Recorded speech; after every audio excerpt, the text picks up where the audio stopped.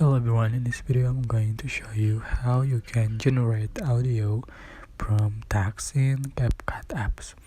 So you can open the CapCut apps, for example, and then I'm just going to add text.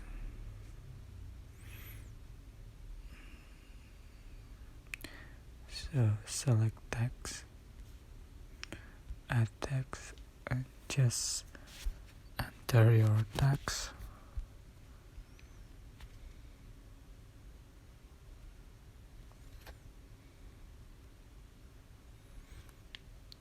And after done,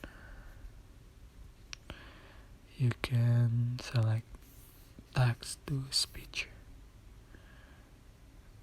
and select the sound that you like.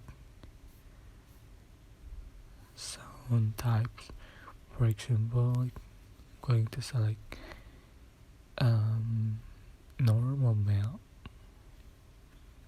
Easy tutorial on CapCut video editor. On it again to adjust for the speed. Alright, just click check mark. So you can see here's the zone that's created. Alright, that's it. I hope this tutorial was helpful for you. Don't forget to like, comment, share, and also subscribe. If you have any question, please let me know in the comment section down below. Thank you so much for watching.